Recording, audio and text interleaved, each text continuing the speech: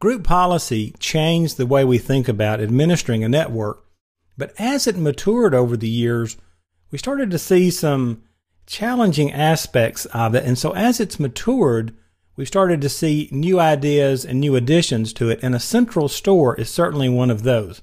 So in this video entitled Creating a Central Store, I want to talk to you about the process of creating a central store, what it is, why we need it, and all those sorts of things.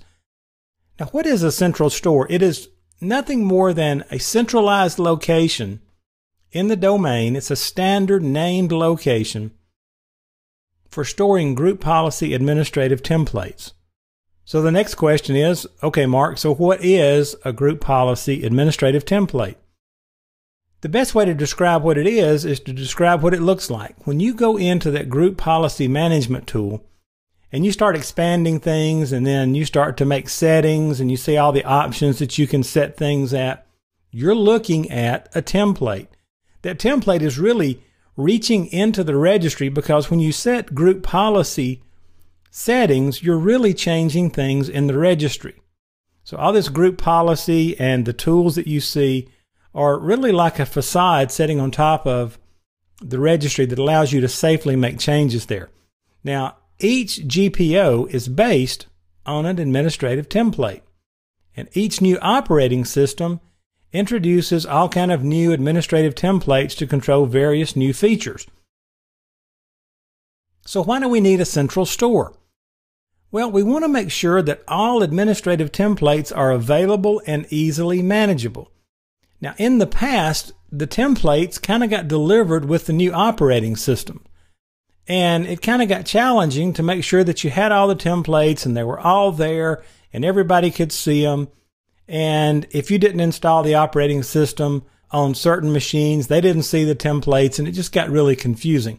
And so with a central store, we have one place to easily update and add new templates. A good example of this, if you're running Microsoft Office 2007 and 2010 comes out, well, there's a lot of new administrative templates, or there's one or two administrative templates that give you a lot more power in group policy objects to control things. Same thing for 2013, which is in, I guess, beta release or preview as I'm doing this video. You're going to get a lot more control with group policy there, but if you don't have those templates out there in the right place where you can see them in your tool, you can't take advantage of those features. And then there's one more thing to think about that brought us to this point of needing a central store, and that is disk space. Prior to the central store idea, if you went out and edited a group policy, the template that policy was based on, the entire template was uploaded to the sysvol, so you'd have them available in the future if you needed to edit the settings, and it uploaded these templates from your local computer, and they're all about 4 megabytes each. Well, what if you have 40 GPOs? And out there in the real world, 40 GPOs is not uncommon. So you're starting to consume quite a bit of disk space, and then that stuff has to be replicated around.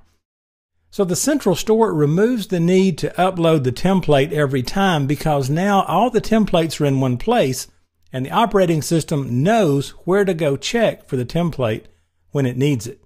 So instead of uploading 40 GPOs, you might only be uploading 4 megabytes instead of 4 megabytes times 40. I hope I made that clear. Now, how do I create a central store? It's very, very simple.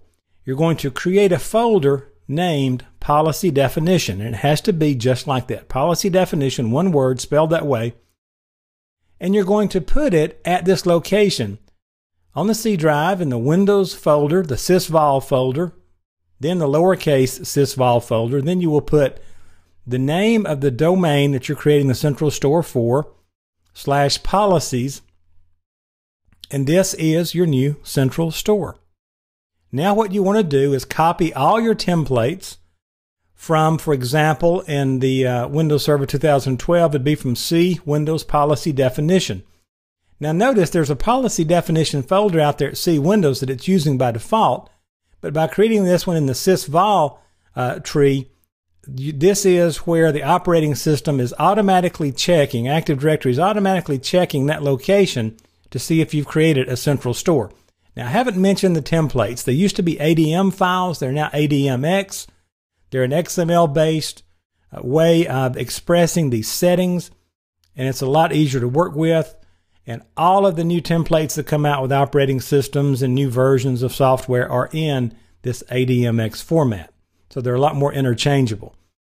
So if you're on a Server 2008 box, a Server 2008 Release 2 or R2, or a Windows Server 2012 box, C Windows/policy definition is where your ADMX templates are.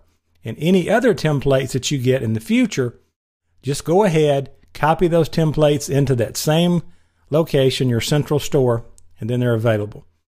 Now, Group Policy automatically checks for a policy definition folder at that sysvol location that we created. It does it every time, whether it's there or not. If it sees it, it uses it, and magic happens. Much, much easier to manage, especially new templates that come out. Just drop them in there, then you have access to them, no question about it. And it can really make a difference on disk space and replication. So that is what creating a central store is all about, and that's how to do it.